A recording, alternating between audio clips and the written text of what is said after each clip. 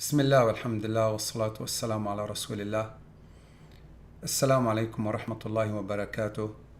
I would like to say Jazakumullah khair to each and every one of you for choosing Almanasik to be your Hajj company for year 2015.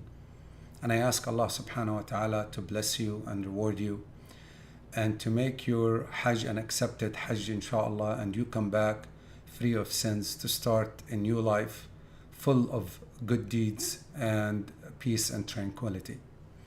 Hajj is the fifth pillar of Islam, and as the Prophet ﷺ, that he said in a hadith narrated by Imam Bukhari and Muslim, that Al-Hajj al-Mabrur, the accepted Hajj, the Hajj that is done properly according to the Sunnah of the Prophet ﷺ, لَيْسَ لَهُ جَزَاء إِلَّا الْجَنَّةِ. There is no reward for that Hajj except Jannah.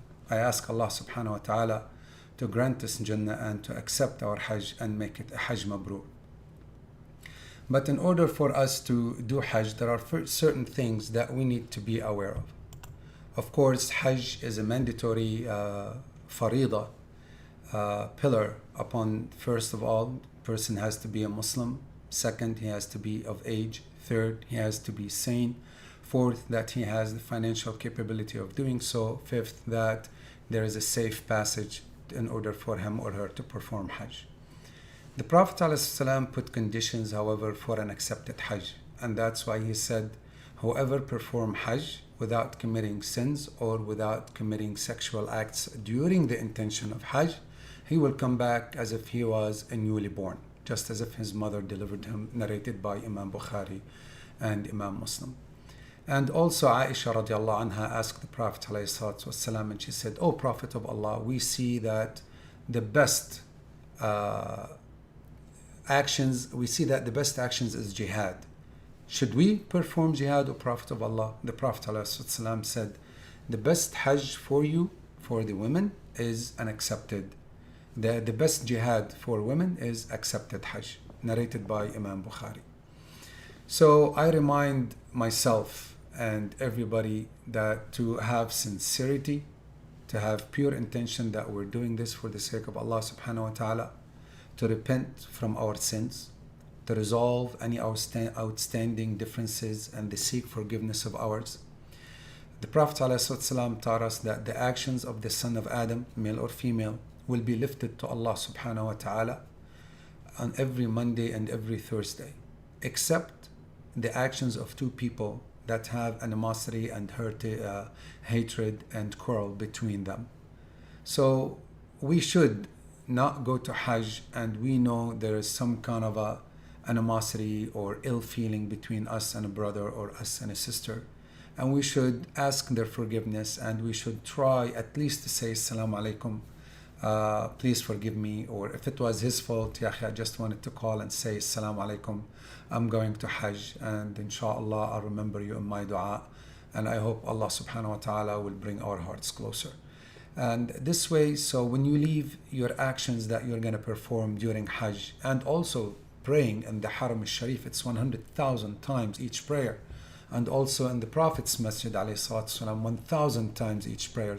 You don't want all these actions to just hover, not being offered, not being displayed in front of Allah subhanahu wa ta'ala because of something that you can resolve in a matter of seconds.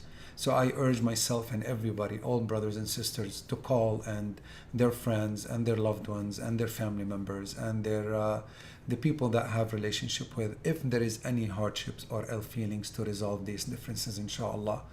You need to pay all your debts. Now some debts, a lot of people say, well brother, I'm financing my house and I want to go to Hajj, but I can't go to Hajj till I pay my house off. That's not the case. For example, if you buy your house through guidance or other Islamic institutions, these people or financial institutions in general don't care where you go and you come back as long as your payments are made. So that type of debt is not what we're talking about. We're talking about the type of debt, like let's say I borrowed $5,000 from a friend, and instead of repaying that $5,000, I decided to go to Hajj. In that case, I cannot. I should seek his forgiveness if he would allow me I should seek his permission actually. If you will allow me to go and perform Hajj, then Jazallah khair. If he says no, I want my money, then you cannot go to Hajj till you pay your debt first. You need to write a will. Who owes you what, who you owe what, because once we die, whatever we owe doesn't belong to us, it belongs to our inheritors, and that's their money, and we have no right to handle it the way we feel like we want to handle it. So if somebody owes you money, just write down on a piece of paper, leave it at home with the wife or the kids. And if you owe somebody some money, or there is something you'd like to write to your will, please do so before you go to Hajj as well. And we need to make sure the money we use to perform Hajj is from a halal source. Some people ask me, can I borrow money on credit cards and go and perform Hajj, and when I come back I finance it? That's not acceptable. Remember that one of the conditions for Hajj is that you can financially afford to perform Hajj. So if you cannot afford it, Allah subhanahu wa ta'ala doesn't make it mandatory upon you. It's only mandatory upon you if you can financially afford it and you have the means to go ahead and there is a safe passage, or the other conditions we mentioned in the beginning of the video. I would also urge you and encourage you actually, and ask of you to attend the lectures that are given in your masajid. A lot of imams and mashayikh, you can go to YouTube and also watch some fiqh issues. We will be giving you a lot of lectures about how to perform Hajj, how to perform Umrah, the do's and the don'ts. However, we would like you to educate yourself also. I mean, when we want to get involved in a business, we would like to know a lot of things about that business. We are doing business with Allah subhanahu wa ta'ala, and we know for a fact that the result of this trip, if we perform it properly, absolute forgiveness from Allah Azza wa Jal. This journey should be worth our time. This journey should be worth our effort. This journey should be worth our sincerity. So we should go attend in the masjid and try to attend as many lectures as we can. Again, we will give you plenty inshallah, but it's very important that you prep yourself and prepare yourself from a fiqh perspective, from an emotional perspective, from a psychological perspective, to just start getting familiarized with the terminology that is used. So when person talk about it, you are familiar with what they're saying. You need to memorize dua from the Quran and the Sunnah. There isn't that many du'as narrated by the Prophet ﷺ. You can make dua, any dua will do, but it's best to make the dua from the Quran and the Sunnah, because the Prophet ﷺ used to say those du'as, and regardless what we do, we can never be as close to Allah as the way the Prophet ﷺ taught us. We need to also learn Salat al-Janazah. There isn't a single time we will pray in the Haram, whether in Mecca or in Medina, unless we will be praying Salat al-Janazah. The Prophet ﷺ, he who prays Salat al-Janazah, he has a qirat of hasanat, and the qirat is the weight of Jabal Uhud of hasanat. We don't want to lose that opportunity, so we should learn how to perform Salat al-Janazah. And also our physical preparation and a medical checkup. Physical preparation, right now the weather is very hot in Saudi Arabia, so I urge everybody to bring an umbrella. Try not to have pointed edges to it, because I know it's hard, but try to find something like that, because while we're walking, you could hurt and poke others walking next to you. But an umbrella is very important, inshallah. It's about 106 degrees. I live in Dallas. We've had several weeks of that weather, so we're kind of get used to it. I know a lot of you do not come from the heat, so you need to protect yourself, inshallah. You need to also start walking. We're going to be doing a lot of walking during that time. Tawaf and Sa'i alone on the 10th of Dhul Hijjah could take up to 4 hours, so you need to be in a good physical shape, inshallah. And also try to see your doctor if they will give you some antibiotics. Almost everybody I know, including myself, I normally take 2 courses of antibiotic back to back, even though I start stacking up on vitamin C from here, vitamin D, calcium, fish oil, but subhanallah, the weather there is different, the water is different, the food is different.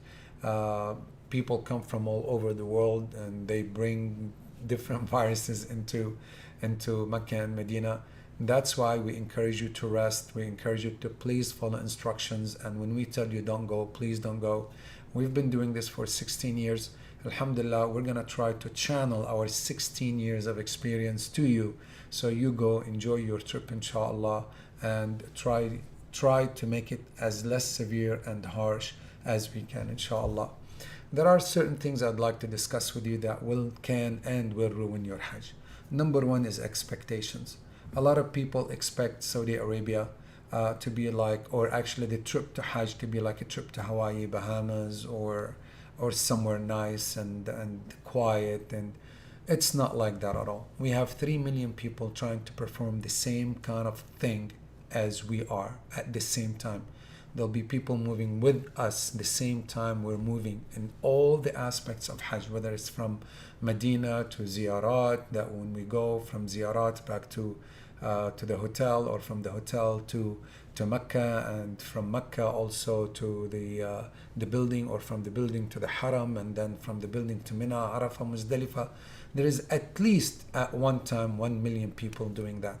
It's gonna be hot, it's gonna be congested, it's gonna be delays, it's gonna be, people might lose patience and get tired, and so a lot of people expect it to be a walk in the park. It is not. 16 years and I cannot get used to it, but subhanallah, the moment I leave and we leave, the crew members, we leave Mecca, our hearts desire and to just come back, subhanallah. And the second thing is dependency. A lot of us, mashallah, are professionals, doctors, attorneys, businessmen. A lot of IT people come with us.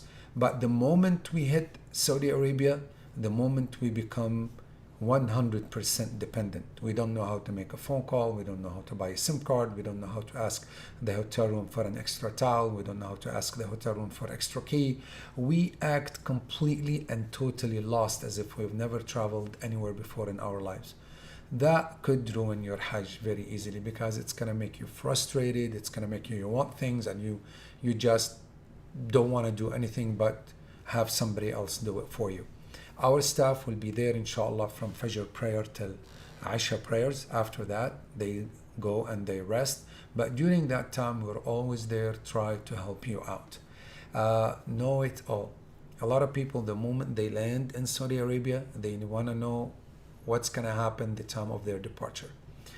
In Saudi Arabia, because of the large number of people that are available, and the Hajj ministry is continuously trying to upgrade, and the Saudi government is continuously trying to improve the Hajj process, there are a lot of issues that go on and take place, and nobody knows what's going on. Every year they implement new systems, and every year we have to go through a lot of hurdles and hardships and hiccups trying to resolve these hurdles. Just as we speak, there is the consulate, and there are other consulates, or some consulates in the United States already issued visas. Other consulates, they said, don't even bother us. Our system is not set up. We will not start till the 24th of August. There is nothing we can do. We have to go with the flow, and we have to wait till those particular consulates open their system. The new system that they are doing, the e-Hajj system, now there is nothing done by hand. Everything is electronic. Now they have hiccups in the software, and it takes them 2 to 3 days to resolve certain issues. There is nothing we can do. We have to wait. So there is no way sometimes for us to tell everybody everything of what's going to happen. New rules and regulations come up every, I don't want to say hour, but almost every 12 hours. And we would rather not say anything now that we're going to regret a week from now. So we would like to update you day by day. So the moment you hit Saudi Arabia, only worry about today or tomorrow. Please don't worry about 4 or 5 days down the line. And the other thing is must happen now. A lot of people, if they want something, they want it now. I remember one brother was telling me one day that a guy walked into the hotel, and they go to his room. He went to his room, and there were 3 people in that room. There were 2 sets of towels. There wasn't a third one. So the brother called the hotel. It was a 5-star hotel in Medina. And it took them 20 minutes to bring the towel up. And the brother was very upset. How come it took 20 minutes? This is not a 5-star hotel. So the brother was telling us in a gathering, he says, there are 2 sets of towels. If each one of them want to take a shower, I'm sure it takes at least 5 to 10 minutes for somebody to take a shower. By the time the 2 people are done, the towel set has arrived. Plus, on that day, 2,000 people check out of the hotel and 2,000 people check into the hotel. So give us a break, let things take their place, let things take their time, and inshallah whatever you need we will definitely take care of, but it doesn't have to happen now. So be patient. The third thing is a lot of people get mad, angry, and upset over trivial things. It could be another Hajji that cut off in front of him, or somebody accidentally pushed him, especially during Tawaf and Sa'i. People just have the tendency of pushing. People have the tendency of jumping in front of you. People have the tendency of trying to jump ahead of you to get in the bus and you're left out. Don't fight, don't quarrel, don't struggle. It's okay. It's the spirit of Islam to let go of things for the sake of others. That's where the reward comes. That's why Allah subhanahu wa ta'ala praises those that they are in desperate need for things, yet they let others have it. And the Prophet ﷺ said in a very authentic hadith that I guarantee a house in Jannah for he who let goes of arguments, even though he is right, even though it's his right, even though he is correct.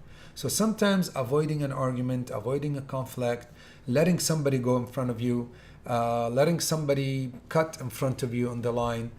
Remember, we are going there to perform a pillar of Islam, and we need to practice the spirit of Islam in this blessed form of worship.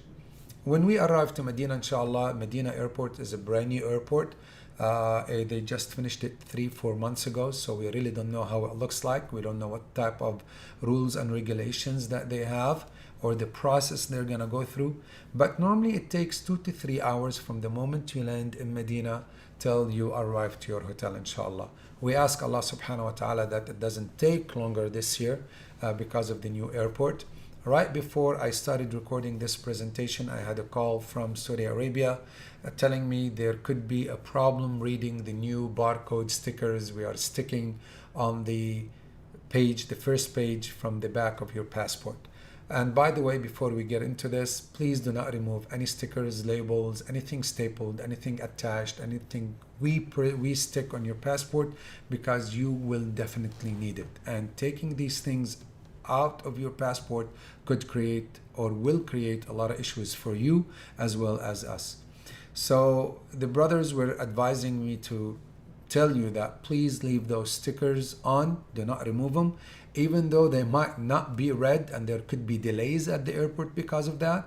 The Hajj Ministry is working to resolve this issue.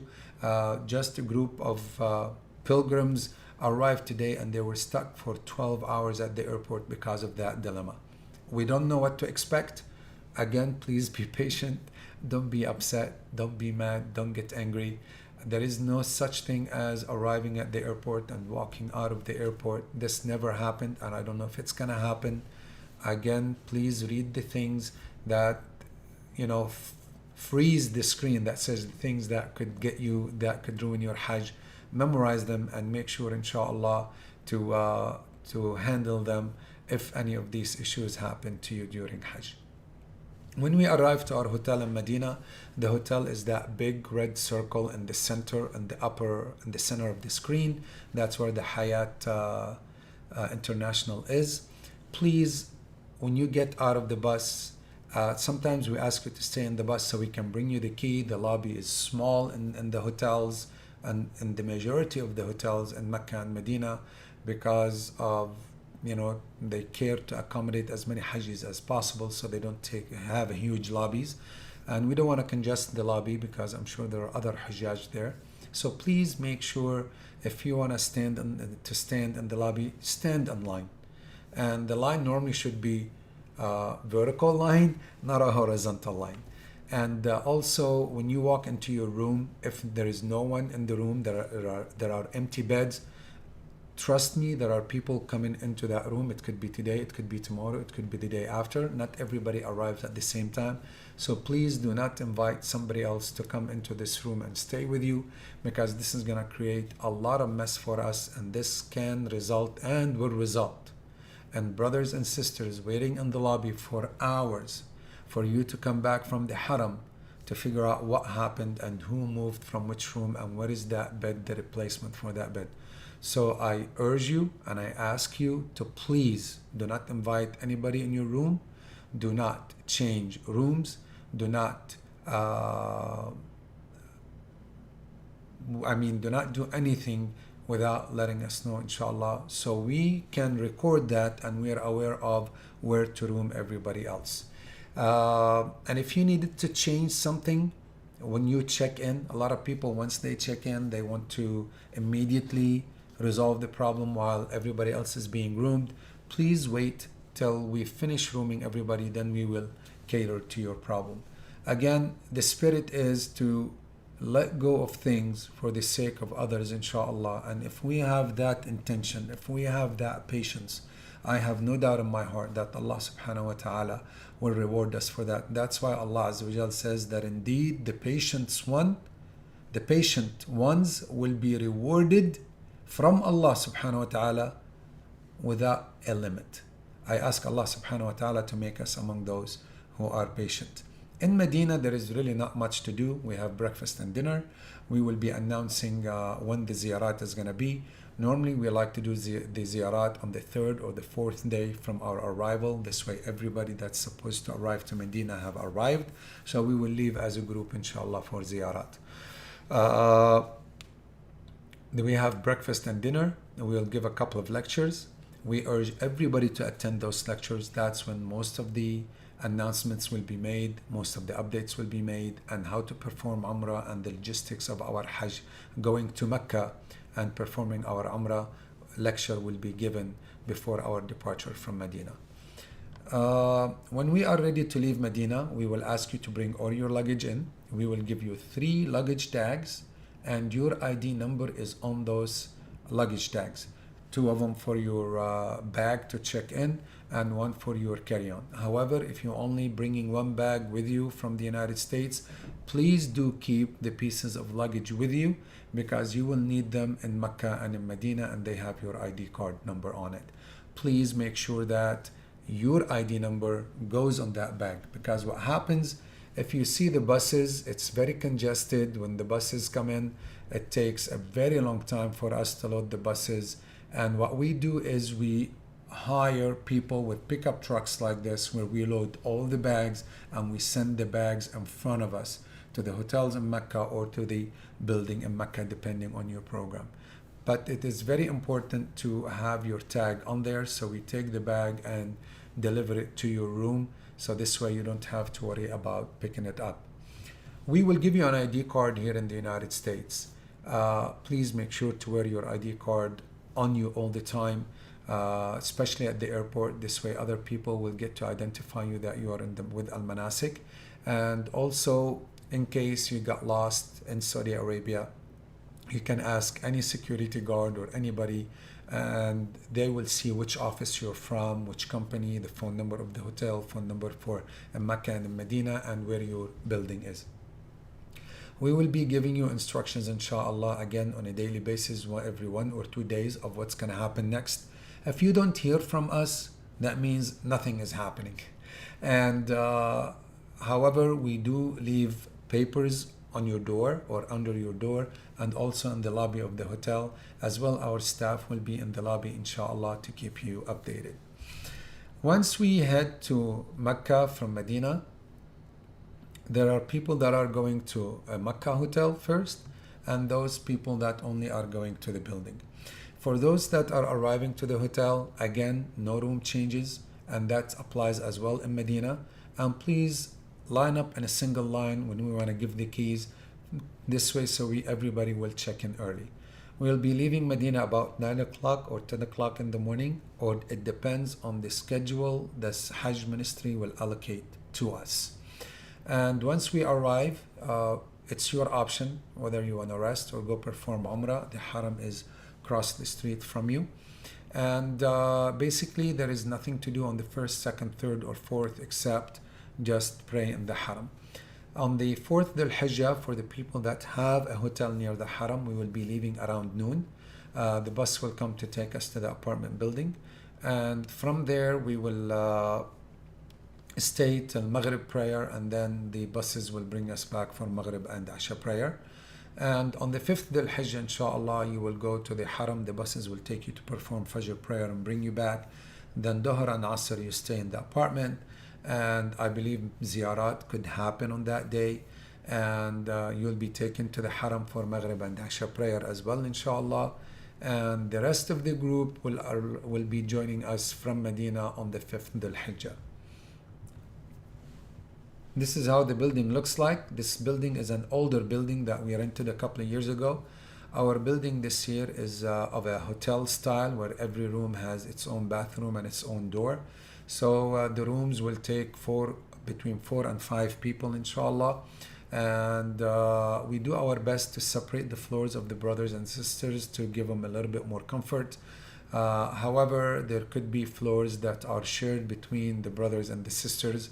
And we ask the brothers to not stay in the hallways to give the sisters more privacy and more freedom of going in and out from the building. We have 2 to 3 shuttles that will be ready to take us to Fajr prayer and bring us back, as well as Maghrib and Asha prayers. Those that arrive to the building from Medina for the short express program, our buses will also be ready to take us to Umrah and bring us back. This is how the Haram looks like. Once it's finished, inshallah, its expansion, it's almost done, inshallah. It looks beautiful. However, we heard that there is also more expansion will take place when this expansion is done, inshallah. So excuse the brothers. I believe the Saudi government is doing a wonderful job in trying to accommodate as many Hajjis as possible. They're also working on a metro system. They're working on a transit system to help transport the Hajjaj between the Mashar and Mecca and Medina as well, inshallah. This is how the Tawaf looks like. As you see, it's very busy, very congested. You need to add the 106 or 108 degrees temperature factor involved in it. We will ask you to try to avoid being in the Haram between Dhuhr and Asr prayer. So at least it will cool down a little bit. We know that you want to be in the Haram. We know that you want to be rewarded 100,000 times. The scholars said the entire city of Mecca is a Haram. Regardless where you pray, inshallah, there is the reward as if you are praying in the Haram itself. So try to avoid the Haram during the hours of Dhuhr and Asr because it will definitely be very hot. When you make Tawaf, I'm going to just talk briefly. We'll get into more details, inshallah, once we are in Saudi Arabia. You would, for men, you will expose Tawaf al-Qudum. You will expose the right shoulder. You will do 7 times Tawaf around the Kaaba. You will start with the black stone. You raise your hand, you say Bismillah, Allahu Akbar. And there is no specific dua that is mentioned except between the Ar-Rukn al-Yamani, as you see to your left, and then the black stone. The Prophet ﷺ used to say, رَبَّنَا آتِنَا فِي الدُّنْيَا حَسَنَةً وَفِي الْآخِرَةِ حَسَنَةً وَقِنَا عَذَابَ النَّارِ. Repeat the dua between the Yamani corner and the black stone corner. And when you reach the black stone, you just say again, Bismillah, Allahu Akbar, or Allahu Akbar. Each circle is 1, and you need to do 7 times. And at the end of the 7th time, also you need to raise your hand and say Bismillah, Allahu Akbar. I see some people raising both hands. I see some people kiss their hand. There is no need to kiss your hand and do that. People fight to get to the black stone. I really don't encourage you to do that. I see a lot of people fight, push, shove, even punch to get to the black stone, which is haram, to do something that is a sunnah, something mustahab, because the Prophet ﷺ did. And so if you have to push your way through and bother Muslims to do it, I strongly recommend to you that just please raise your hand and say Bismillah, Allahu Akbar, wave at it, and keep going. Once you're done with your tawaf, the sunnah is to pray 2 rak'ahs behind Maqam Ibrahim, which is impossible to do.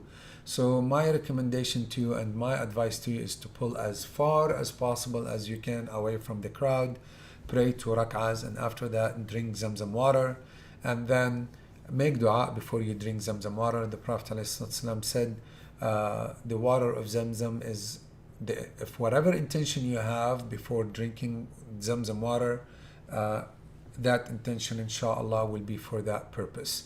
So if you say Allahumma shfini wa afini or urzuqni or Allahumma barik li, whatever dua you make and you drink ma zamzam, that inshallah Allah subhanahu wa ta'ala will respond to your supplication. Once we're done with tawaf, again, I'm going fast with this because you'll be giving detailed instructions on how this is going to happen inshallah. And we start with the Safa first. And there is a specific dua the Prophet ﷺ mentioned. We will go through that as well inshallah. What you need to remember is from Safa to Marwa is counted as 1. Marwa to Safa, that's 2. 3, 4, 5, 6, and 7. Once you're done with the 7th, you can inshallah, what I need to remind the men that if you see here, there is a green light. Between the 2 green lights, men will walk fast or actually jog, while the sisters would just walk continuously, continue with the style of walking they're doing. Only men are supposed to do that and not women. And on the top of the Safa, you make the dua, and then between the Safa and Marwa, you can say anything you want. But when you get to the Marwa, you make the same dua as you did at the Safa, and you repeat the same thing 7 times. During tawaf, you have to have wudu. During sa'i, you don't have to have wudu. Because tawaf is like prayers, as the Prophet ﷺ said, but we are allowed to talk. And we are allowed to talk, that means making dua, supplicating to Allah, remembering Allah, mentioning Allah subhanahu wa ta'ala, reading Quran, not talk on the phone or chat with the person next to us. Remember, you're visiting the house of Allah subhanahu wa ta'ala, and we need to only indulge in talk that pleases Allah subhanahu wa ta'ala. You see a lot of people on mobiles talking and chatting. Subhanallah, your heart should be where you are, and your heart should be focused on the worship you're doing. Once we're done with these 7, this is a Safa, and you see people standing on it, but now they put like a glass frame around it where you cannot even go on the mountain. Excuse me. Once we're done with the 7 times back and forth, we will go to cut our hair. I'll go back to this slide inshallah. But you see a lot of people, for the men, they're exposing their right shoulder. The exposure of the shoulder happens only during tawaf and only for tawaf al-qudum, and not during sa'i. So once you're done with the tawaf, you need to cover your shoulders back and not expose the right shoulder. And you will see a lot of people doing that, so you'll start second guessing yourself. Oh, am I doing it right? Am I doing it wrong? There is no shoulder exposure for men in sa'i, only in tawaf, and it's in tawaf al-qudum.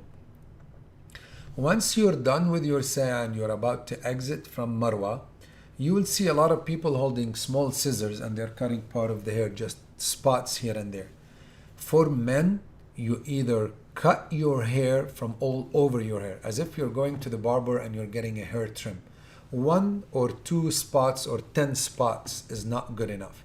You need to do it from the entire hair, like you're getting a haircut. As for the sisters, you can grab your hair, all of it, and from the bottom of it, you just cut this much out of it, like about maybe 1 centimeter. And once that happens, then you are out of the state of ihram for the umrah. In Mecca, or actually perhaps this year in Medina, because we are changing all our programs from Mecca to Medina this year.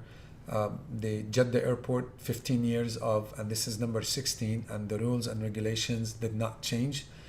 Still a lot of hardship. Normally it takes 8 to 12 hours from the moment you arrive Jeddah airport to get to your hotel. So we decided this year to just switch all our programs, inshallah, to Medina to make it easier. 2 to 3 hours is much better than 8 to 12 hours, inshallah. You will be given your ihram in Medina. You will also be given a booklet about Hajj. You will be given a small gift bag, inshallah, and there will be a duffel bag that is given. I'm not sure if the team is going to give you the duffel bag in Mecca or in Medina to take with you. When we go from Medina to Mecca, please make sure to leave your expensive stuff like jewelry, phones, cameras, watches, electronics with you in your carry-on. Make sure to have like a little backpack. The buses cannot take a lot of bags, so have a small backpack with you that you keep all your good stuff in all the time and expensive stuff, and give the clothing, the whatever you have, the gifts and stuff to be transported to you through trucks. There will also be a ziyarat sign-up sheet for those that would like to make ziyarat. During ziyarat, we do miss sometimes Dhuhr and sometimes Asr prayers. Please do not change your bus during the trip. Once the bus will come and you are in group A, B, C, D, or whatever group you're in, and we ask you to sit in that bus, the buses cannot move unless everybody is in the bus, especially with the government buses, especially when we're going from Medina to Mecca. The passports will be on the buses, and each bus must have the same number of people as the passports, and only the person with that passport is allowed on that bus. So if you change buses, things are going to be bad and we could be delayed and we might end up staying the night in Medina. In Saudi Arabia, please keep in mind, there is no such thing as at what time. There is plus or minus a couple of hours in Saudi Arabia. There is no way to predict traffic. There is, even we can go and get the bus. Let's say the government told us 10 o'clock you need to leave your hotel. We can go get the bus at 5 a.m. But then we cannot park it in front of the hotel. So they don't release the buses till 8 a.m. We can pick up the bus at 8, but then there could be buses that are broken down in front of us. Or the buses, for whatever reasons, are delayed and there is a traffic jam, we cannot move. That made our 10 o'clock departure 12, 1 or 2 or 3 o'clock departure. Please do not be frustrated. It's normal. Again, 3 million people are doing the same type of thing at the same time we are doing. Each bus will have its own group leader. This year we have bus A, B, and C. However, we are, as Almanasik company, we are managing about 8 buses, not just A, B, and C. So when you are assigned a bus, please make sure that you are in the bus that you are assigned with. I encourage each and every one of you to connect with their group leader. There's Brother Qazi, there's Brother Baraka, and Brother Sulaiman Lee, and Brother Osama.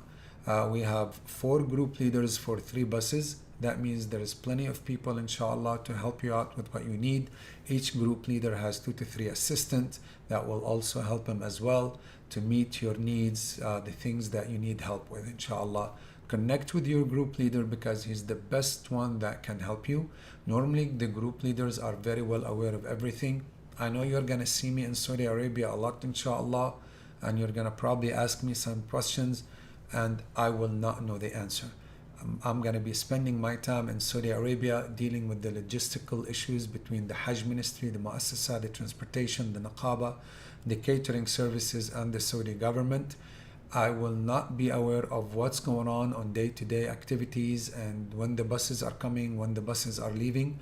We will have a sheet of paper that will say who are the brothers that are in charge of what. So in case if you need something, you go directly to that person so he can help you the best, inshallah. So you need to have to be in a state of ihram, and we'll talk about that. Since all our programs start in Medina, you don't need to be in ihram at all. When you arrive to Medina airport, just plain clothing. And when we are ready to leave on the 1st Dhul Hijjah for program 1, then you need to be in a state of ihram. And for program 3, when we leave on 5th Dhul Hijjah, then you need to be in a state of ihram. We will talk about that. On the 8th Dhul Hijjah, the buses will come to take us from the apartment building to Mina. We spend in Mina the entire 8th. We pray Dhuhr shortened but not combined. Asr, same thing. Maghrib and Isha shortened but not combined with Maghrib.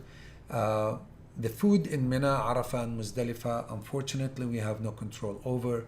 It's a contract with the Saudi government. They are in charge of that. They have certain kitchens that are licensed through them to perform that kind of service. The hotels, we can control it if we didn't like the food in Mecca and in Medina. Even in the building, we still have control. But once it comes during the days of Hajj, unfortunately, and we do apologize in advance, we cannot control the food, nor the quality of food, nor the timing of the food, nor the service in which the food is provided. So please be patient. It's only 2 to 3 days, inshallah. Okay, 4 or 5 days, inshallah. But we will have fruits, we'll have juices, we'll have snacks, inshallah, to make up for their delays. And hopefully, inshallah, the food will be of a good quality that we will enjoy, inshallah, during our stay. The 9th Dhul Hijjah, the buses will come to take us from Arafah to Muzdalifah. And 9th Dhul Hijjah, after sunset, the buses will take us from Arafah to Muzdalifah. And on the 10th Dhul Hijjah in the morning, the buses will come to take us back to Mina. 10th Dhul Hijjah is the most tiresome day. A lot of walking will happen, especially under the heat. And just keep in mind, anytime the government transportation is involved, a lot of waits, a lot of delays, and a lot of hassle and a lot of hardship. We will do our best, inshallah, to make it as easy as possible, but do expect hardship during those days.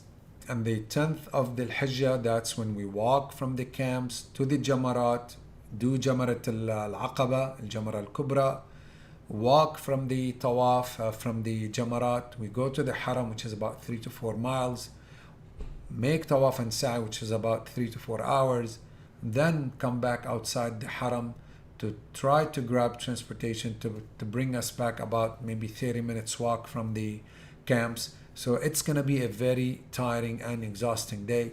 Please make sure that you start walking to get in shape and in the habit of walking. And the 11th and the 12th, there is nothing to do except just sit in the tent, go stone and come back. It takes about 1 hour going to stone, 20-30 minutes to stone, and an hour to walk back. We will be giving instructions from the Hajj Ministry when we are allowed to go stone. So the Mutawif will stay in touch with us to tell us when. Please be patient. When we want to get transported from Mina to Arafah to Muzdalifah, or even from the building to Mina, and then Arafah, Muzdalifah, back to the camps to Mina, people get agitated, irritated, they don't want to wait. We are worshipping Allah subhanahu wa ta'ala. And regardless where we are, we can worship Allah subhanahu wa ta'ala. And the building, it's more comfortable than the tents in Mina. The tents in Mina are more comfortable than the tents of Arafah. The tents of Arafah are more comfortable than the pavement of Muzdalifah. And so there is no need to get irritated and just eager to leave from one place to the next. Just stay where you are, wait for your turn, be patient, be relaxed, read Quran, make dua, help others, rest. Don't be just eager to leave. There is nothing waiting for us on the other part besides what we are in right now. And a lot of people, they lose their patience and they get upset over that. Please wait for further instructions before you move from one place to the next. On the 12th Dhul Hijjah, some people have to depart early because of their airline schedule, and some people don't, and they will be staying for the 13th Dhul Hijjah in the camps, inshallah, and they will leave. So either we stone 2 days after Hajj, after the days of Eid, or we stone 3 days after the day of Eid, depending on our airline schedule. The Hajj Ministry require us to be at the Mutawaf office 12 to 18 hours prior to departure. And they update us on when they want us to be. And don't worry, we will have Excel spreadsheets, inshallah, to tell you exactly when you're leaving Mina, when you are going to go to the building, when your Tawaf al-Wada' is, and when the bus or you will be taken to the Mutawaf office according to your flight schedule. We'll have Excel spreadsheets and everybody will know what's going on. Remember, we're not going to be able to tell you the day you arrive, but we will always tell you 1 to 2 days before that thing happen and take place. Here there are photos of how the camps look like. These are camps of Mina progressed from a sleeping bag to a small mattress, then to a sleep sofa. During the day it gets folded to be a chair, and this is how the camp looked like. Just tents, alleys. Now it looks clean because we just walked into Mina in that picture. There will be a blanket available, which you probably wouldn't need a blanket this time of the year, but there'll be a clean pillow, clean blanket, and a sleep sofa available. There'll be separate tents for men and women, inshallah.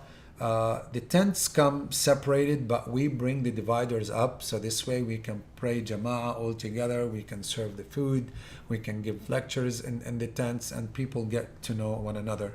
And what's most of all, the nicest of all, so a lot of us will hear a lot of us snoring different tones during the night of Mina. This is how Arafah looks like, just tents. Last year we had ACs in them. They really didn't do us that good. It was at least maybe 10 or 15 degrees cooler on the inside than the outside. Now the temperature is going to be about 106, 108, so it's going to be about 90, 95 inside the tent, which is still better than 100 plus. As you see, people sit down, listen to the lecture, read Quran. Some of them rest, take little naps. Some of them go outside, make dua. Please find a shady place. You have an umbrella, use it. Do not stand under the sun. Allah subhanahu wa ta'ala doesn't want us to stand under the sun and make dua and get sunstroke and then not be able to perform our Hajj. When we get to leave Arafah, we are put in a small jail. This is Brother Muhammad Qazi. He's smiling. And this is Imam Nadim from EPIC, East Plano Islamic Center, when he performed Hajj with us. We are put in a cage awaiting our buses in Arafah. And when the bus come and it's our turn to load that particular bus, they open the gate for us. 50, 60 people jump in that bus in a hurry. They shut the gate down and then we wait in line. There will be 1 to 2 hour wait. I see a lot of people looking at me like in pain and suffering. There is nothing we can do about it. There are about, in our camp, just that small square, there's about 5,000 people. All of us have to leave. There is about maybe 20 camps next to us. Each camp has 5,000 people in it. So you're talking about 100,000 people in that small strip of road that are trying to leave. I wish there is anything we can do, but when there is bad traffic, a lot of people to load buses, they give them the Hajj ministry, and I don't know why they give them very limited number of buses to transport the Hujjaj. We have to perform or act according to what we are given. We do apologize in advance for any delays that we might have, but we make of our journey what it is. We can stand, be happy, ask Allah subhanahu wa ta'ala for forgiveness, be thankful to Allah that we were given that opportunity. We can sit down on our bag and just do nothing and just be thankful and نذكر الله عز وجل, remember Allah subhanahu wa ta'ala, and make tasbih and istighfar and takbir and tahliq or hawlaqa or whatever we need to make, instead of just looking impatient, upset and irritated because of the wait. This is what people do. They just sit down and decide to make dua and not bother with everybody else. On the bottom is Muzdalifah. There is literally nothing in Muzdalifah except a sleeping bag. We urge you to sleep and rest because that next morning is a very tough morning. I don't know if some of you know this man. This man is Sheikh Muhammad Sharif. He is the founder of Al Maghrib Institute. I asked his permission to take this photo in 2010.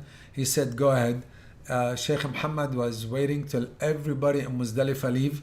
People are eager to leave. He says, you know what, I've been doing Hajj so many times, I just got used to it. I'm gonna sleep, let everybody fight, let everybody yell, everybody scream, everybody push and everybody shove. Eventually I'm gonna leave Muzdalifah. So I'm gonna lay down, rest and sleep. When everybody is gone, I'm gonna get up, get on the bus and leave. Some people decide to read Quran and remember Allah subhanahu wa ta'ala, and other people decide to fight to get on the top of buses to leave Muzdalifah. This is another photo of Muzdalifah, how buses are. If you look at the buses, it's very congested. It could take up to 2 to 3 hours after Fajr prayer. And by the way, buses in Muzdalifah never stop.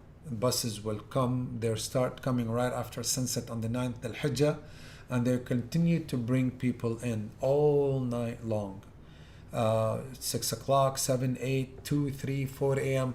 The buses do not stop there. So that road is traffic jam, maybe 1 mile and not even a mile an hour. The speed of the buses, 12 hours during that day. This is how people are. This is the stoning. This is people walking to the Jamarat. As you see, it's all congested, as they say, bumper to bumper, traffic jam. Please be patient. Bring the umbrella and just make dua and make istighfar and remember Allah subhanahu wa ta'ala while you're walking and in those areas. This is another area of how the traffic is. Look, mashallah, subhanallah, people, it's like a river of just white cloth moving in one direction. On the bottom here, as you see how vehicles are bumper to bumper, and on the upper right hand corner there is the picture of the size of the jamarat to choose to stone, and we will be talking about that in Muzdalifah, in Medina as well, inshallah, as well as the apartment. This image will show you where our building located, which is about 7 miles from the Haram. Our building is only located about 4 miles from the camps. Mina is about 3 miles from Muzdalifah. Muzdalifah is about 7 miles from Arafah. And from our camps to Jamarat, it's about 2.6, 2.8 miles. And from the Jamarat to the Haram, it's about 4.5 miles. So that day, the 10th of the Hijjah, we're going to walk from the camps to the Jamarat, which is about 3 miles, and then another 4.5 miles or 4 miles from the Jamarat to the Haram. And then from the Haram, we need to do Tawaf and Sa'i, which is another 3 to 4 hours. And then we need about 20 minutes walking away from the Haram in order for us to catch transportation to go about 30 minutes walking from our tents. So we need to be rested during that day. That's why on the 7th al-Hijjah, we don't like to take anyone to the Haram. We want you to rest. We have questions and answer sessions, and we have lectures to give for the sisters. If you look on the bottom 3 photos, you see how many people are in the Haram and also in the Sa'i, and also the traffic. It's just almost dead stop in any mode of transportation. That's why we don't use buses, we don't use any organized transportation. Millions of people are walking and the buses just stand stagnant. So you need to get away as much as possible from the congested areas in order for you to grab any form of transportation. This is another photo displaying the traffic. This is the picture of Al-Kaaba, and this is how the picture of the Haram. I ask Allah subhanahu wa ta'ala to bless you all and to accept your Hajj and to give us life to witness Hajj and to bring us back with a Hajj Mabrur and to bring us back with a change in our hearts. And before we go to Hajj, we make the pure intention and sincerity to Allah subhanahu wa ta'ala that the reason we are going is for us, number one, to perform an obligation that Allah subhanahu wa ta'ala made mandatory upon us as Muslims, to thank Allah subhanahu wa ta'ala for His blessings and bounties, to seek the forgiveness of Allah subhanahu wa ta'ala, and to come back as a totally new person. My brothers and sisters, Islam is not only forms of worship, but it's also forms of interactions. We need to look at our behavior with one another, and we need to make sure that that has to change. So when we come back better individuals on the inside and the outside as well. We will keep you updated, inshallah. A lot of you are wondering what's happening to the passports. Our passports are done. A big portion of it is submitted to the Saudi government. The other portion is waiting on the new e-Hajj system to fix some of the bugs they have, especially with passports that are mixed, like those that have work visas and green cards, and those that are like married couples with US and non-US passports. So there are some how we call it, hiccups in their electronic system that they're working on it. They promised us within the next 2 to 3 days they'll be done. So the rest of the passports will be given to the consulate, inshallah, no later than Wednesday.